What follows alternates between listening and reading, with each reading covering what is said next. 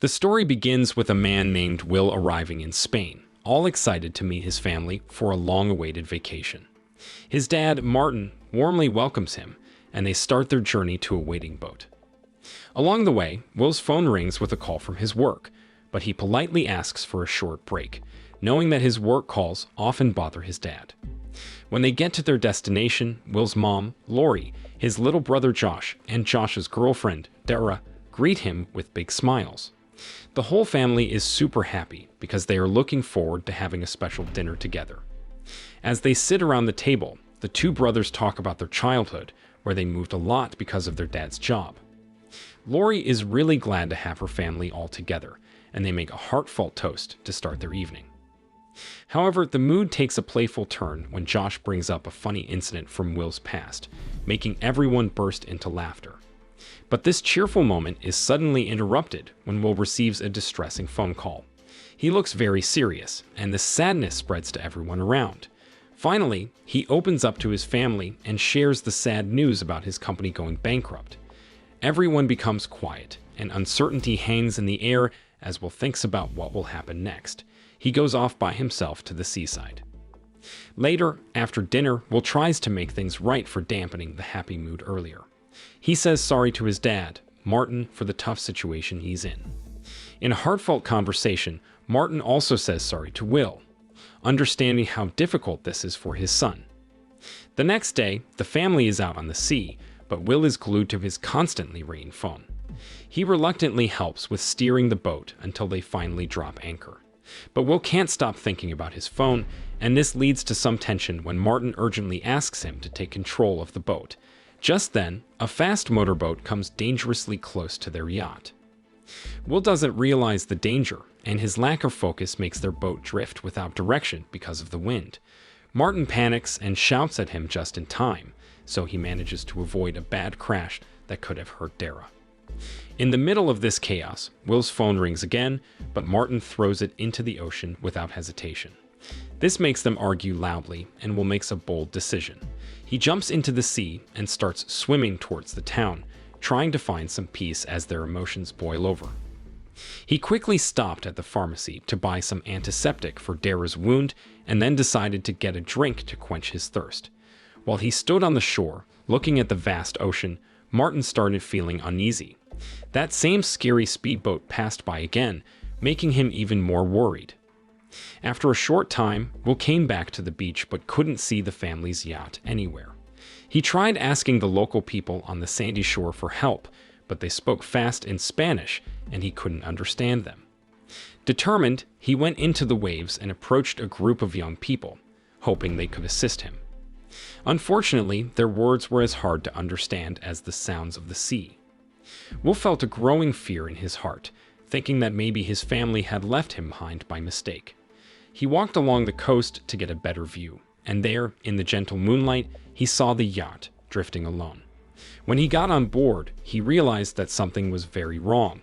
The boat had no power, and his family was gone. Feeling desperate, Will went to the local police station for help. Inside, he found police officers playing cards and not paying much attention to him. This made him even more frustrated. Finally, he managed to tell his problem to the station's captain, who, after hearing Will's name, made a phone call. The captain now seemed very concerned and told Will to show them where the stranded yacht was. Under the cover of night, the police officers and Will set out to find the boat's last known location. But their path led them to a stranger who said he knew Will and promised to help him find his family. Will became suspicious and tried to run away. The officers stopped him, and they struggled. Eventually, Will managed to break free and ran off. He took a police car and sped away into the night, with the officers chasing after him. The chase went on until the police officers cornered Will, making him crash the stolen car. They started hitting him hard. Just when it seemed like there was no hope, Martin, Will's dad, suddenly appeared and quickly defeated the attackers, saving his son. With Martin's support, Will got up, feeling shaken but grateful to be alive. He urgently asked Martin where Josh and his mom were, but Martin didn't have any answers. With a heavy heart, he revealed a big secret that he was actually a CIA agent. He believed that something from his past had come back to haunt them, and put their family in danger. He kept saying sorry, each time sounding more sincere, promising to bring their family back together. In a quiet voice, he got a call on his cell phone, a message from his secret contact in the CIA, telling him to meet secretly. Martin didn't share many details, but took Will to one of his safe houses, a place where they could hide from the trouble that was brewing. As time went by, Martin told Will to drive him to a meeting spot where their team leader, Kerouac, was waiting. Little did they know, there was a quiet sniper getting ready with a rifle at that meeting point. Will and Martin got to the place, and Martin told his son to stay in the car. But before he left, he shared his feelings, telling Will how proud he was of the wonderful son he had become. Martin went over to Kerouac, feeling suspicious and wondering if she had planned this dangerous situation. The truth came out as Martin explained that the guys they took the briefcase from had kidnapped his family and were threatening to harm them if they didn't return the briefcase within 24 hours. Kerouac, however, said that the briefcase had disappeared, leaving Martin looking for a solution. As Martin walked back to the car with a heavy heart, suddenly a sniper shot him, and he didn't survive. Will, overwhelmed with shock and sadness, crawled over to his fallen father, tears pouring from his eyes. The ruthless sniper, Gorman, saw another chance and aimed his gun at Will. But Will managed to grab hold of Martin's gun and ringing cell phone just in time. Driven by desperation, he ran away before Gorman and his men could get closer. As he ran for his life, Will ran into a police officer, but the officer, seeing Will with a weapon, pointed his gun at him, ready to make an arrest. But before things got worse, Gorman acted quickly and shot the policeman. In response, Will shot at Gorman, but then more police officers arrived. Will ran away again, sprinting desperately until he reached a tall fence. With his last bit of strength, he jumped over it and found safety in a nearby park. As Will ran through the streets, a police officer on a horse saw him and started chasing him. In a surprising twist of events, Will was able to run faster than the big horse, barely escaping getting caught. He found a safe place in a public restroom, trying to catch his breath and understand everything that had just happened. After he calmed down, Will went back into the busy streets. He tried to hide his identity by putting on a hat and sunglasses he took from somewhere. Then he decided to get rid of the gun. He cleverly arranged to get himself arrested at the U.S. Embassy. Inside the embassy, Will told an official about his father's tragic death and the dangerous situation his family was in. But the official didn't believe him and suggested he get a lawyer instead. While they were talking, the official's phone rang, hinting at a conversation related to Will. Feeling discouraged, Will left the embassy, and there he saw Kerouac waiting in her car. She said she was a friend of Martin and seemed to know a lot about Will, even though he was young. Although he was hesitant, Will eventually gave in to her convincing words because she promised to help save his family. As the car started moving, Kerouac started asking questions about Martin's connections to the mysterious briefcase. Will began to suspect that Kerouac might not be a friend, so he pretended to be sick and then jumped out of the moving car, disappearing into the busy streets. He got on a bus and put more distance between himself and the city, all while holding onto Martin's cell phone. The phone kept ringing, and it was the same man calling again.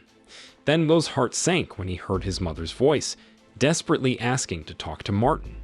In a painful moment, Will had to tell his mother that his father had died, and she started crying. But the man on the other end of the line didn't care about their pain. He still wanted the mysterious briefcase. Determined, Will got in touch with a friend of his dad named Diego. He arranged to meet Diego's niece, Lucia, at Diego's office. When he got to the address, he had his gun ready before meeting Lucia, who seemed nervous. But then, Kerouac's agent showed up, and Lucia attacked them with a knife. This gave Will a chance to join the fight and confront his enemies. In the midst of the chaotic fight, the enemy got stabbed in the back but managed to keep fighting Will with his last bits of energy. The battle went on until he ran out of strength and couldn't fight anymore, eventually falling in the heat of the fight. Lucia, still on edge from the fight, pointed her gun at Will, thinking he might be a danger to Diego. But Will quickly explained the dangerous situation and asked Lucia for help in finding Diego. She reluctantly agreed, and they went to Diego's apartment. As they got closer to his door, they saw the entrance was open. Will, getting ready for trouble, took out his gun and carefully went inside. There he found Diego's lifeless body on the floor. Will held Lucia close to him, trying to keep her quiet and not let her cries make the already tense situation worse. He heard a faint sound coming from the kitchen, and he went to see what it was. To his surprise, Kerak and Gorman were standing there. Fueled by anger and desperation, Will pointed his gun at them and demanded answers about his father's death. Kerak calmly explained that Martin had considered giving the mysterious briefcase back to their enemies, which is why he had to be eliminated. Kerak offered to help Will find his family, but there was a condition. She wanted to know about Martin's other connections related to the valuable briefcase. Out of nowhere, Lucia burst into the room, firing her gun and starting a chaotic gunfight. Will and Lucia ran away to escape the shooting, with Kerak and Gorman right behind them.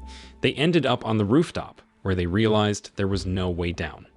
In a brave move, Will came up with a plan. He tied a rope around Lucia and started lowering her down, but Gorman shot him in the shoulder. Lucia found safety with a stranger who helped her, while Will held onto the rope in pain, narrowly avoiding the bullets and eventually falling to the ground, hurt. Lucia got on her bike, and they fled again. Will's condition was getting worse, but they couldn't stop. Kerak caught up with them, causing a big crash. Just as Kerak was about to take a deadly shot, a fortunate group of people blocked her view, giving Lucia and Will another chance to escape. Lucia took Will to a nightclub where she asked a friend with medical skills for help. At first, her friend was hesitant, but Lucia begged, and eventually, her friend agreed and got others to help. They checked Will's wound but didn't find a bullet. So, they had to use a drastic measure to stop the bleeding, which made Will pass out.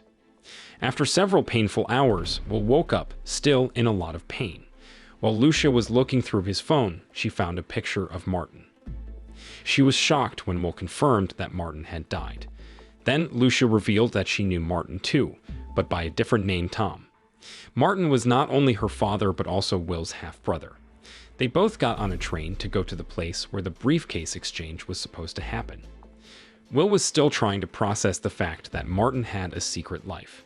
He decided to go alone, and Lucia understood. She told him she would be waiting at the nightclub, ready to help if he needed it. They said goodbye, and Will set off on his own. When Will arrived at the location, he looked around carefully to see if he could find their contact. A mysterious man suddenly appeared beside him and told him to act normal and follow him. Will was cautious but did as he was told, following the man to a car and sitting in the front seat. He was anxious to get information about his family and kept asking questions, but the man reacted quickly and violently. He grabbed Will's neck and choked him until he passed out. When Will woke up, he was tied to a chair, and he was getting punched repeatedly as he tried desperately to convince his captors that Martin was dead. To his surprise, the leader, Zahir, revealed himself as a crazy agent. It turned out that the mysterious briefcase was part of a complicated plan to expose a corrupt CIA agent. Martin and the CIA had fired their undercover agent and taken the briefcase as part of this plot. Will told Zahir that Martin had become a victim of the CIA and Kerak's schemes. They were trying to erase all evidence and witnesses to their complicated, deceitful plans. Zahir then revealed the painful reality that Will's family was still held captive, and their safety depended on the fact that they were hostages. Zahir was determined to confront Kerak and save Will's family. He insisted that Will should lure Kerak out into the open before the secret briefcase sale, and he threatened to hand over Will's family to the CIA if he failed. Once again, Will was overpowered, choked, and thrown out of the car, along with a gun, just outside the city. He went back to Lucia's welcoming club, where they were happy to see each other again. They joined forces and planned a strategy to get Kerak to come out into the open. While they quietly discussed their plan, the club owner, who was loyal to Diego, heard them and offered to help. Lucia came up with a clever idea. She used her card to pay for drinks and leave a digital trail, hoping Kerak would fall into their trap. In just a few minutes, Gorman showed up at the club. But the smart store owner and his friends quickly recognized him, and a fierce fight broke out. Gorman was a skilled fighter, but they finally managed to subdue him after using a taser. They took Gorman to the club's basement and started a harsh interrogation. Will wanted to know where the briefcase was and when the secret exchange would happen, but Gorman stayed silent. Angry, Will attacked Gorman brutally and ordered the men to punish him more. Will planned for Gorman to seem like he escaped, hoping it would lead them to Kerouac. Lucia was behind the wheel of a waiting car as they watched Gorman somehow free himself and escape. Gorman took another car and sped away, with Will chasing after him. Gorman went down an alley where he met up with Kerouac, and they started their escape, all while Will kept a close eye on them. They led him to an underground parking area, and Will told Lucia to stay in the car while he followed them further. Will watched from a distance as Kerouac talked to the potential buyers in the dimly lit parking lot. But suddenly, everything turned chaotic when Zahir and his group arrived, telling Will to back off and surrender. Will shouted, demanding to know where his captive family was. The noise reached Kerouac, and she killed the buyers. All hell broke loose as the crazy agents started shooting, causing a wild shootout. Amidst all the chaos, Gorman saw his chance and grabbed the mysterious briefcase, then jumped into a waiting car. Will, determined to get it back, chased after him on foot. He caught up with Gorman, and they had a fierce fight over the valuable item. In the middle of their struggle, a Mossad agent stepped in and shot Gorman. Lucia, in her car, crashed into Gorman's car, causing a violent collision. Gorman, badly injured, mentioned how surprised he was that Will would be the one to end his life. Kerouac arrived in her car and rushed toward the abandoned briefcase on the ground. She started shooting at Will, forcing him to find cover. Then she grabbed the case and escaped. With Gorman dead nearby, Kerouac scolded Will, calling him an amateur, before speeding away. Will and Lucia started chasing her relentlessly, but Kerouac knew they were after her, and a high-speed chase began. Kerouac tried to escape by driving through a park, but Will was determined to catch her. He got closer, so Kerouac started shooting at him. Will didn't give up, but he backed off for a moment. Kerouac thought she had lost them, but then she got stuck in traffic. What she didn't know was that Will had spotted her. He drove straight at her, causing a big crash into a nearby store. A crowd gathered, and Kerouac got out of the car and started shooting not only at Will, but also at innocent people. With a lot of effort, Will and Lucia took control of another car and drove away, with Kerouac still chasing them relentlessly. Their cars battled fiercely, and both ended up flipping over dramatically. Kerouac, holding the valuable briefcase, got out and approached Will and Lucia, who were struggling to move. In a tense moment, Will tried to reach for his gun, but Kerouac taunted him. She was about to shoot him when suddenly, a gunshot rang out. In the midst of all the chaos, Zahir and his fellow agents showed up and quickly made sure Will, Lucia, and the valuable briefcase were safe. Zahir, leading the way, guided Will to a very important meeting with his family, who he thought he had lost forever. Along the way, Zahir said something surprising. He admitted that even though Martin had a mysterious past, he would be proud of Will for being so strong. Their reunion was incredibly emotional, with lots of tears and hugs as the family's broken bonds were miraculously repaired. They visited Lucia in the hospital, where Lori and Josh warmly welcomed their new friend. Their brief period of peace didn't last long. A CIA official came up to Will and gave him a passport, offering him a way to go back home where it was safe.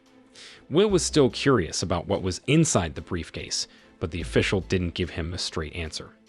Instead, he hinted that to find out, Will would need to get more involved with the CIA. So the moral of the story is when life throws you a crazy mix of spies, secret briefcases, and family reunions, just remember, laughter is the best spy gadget, and a group hug can disarm even the most cunning villain.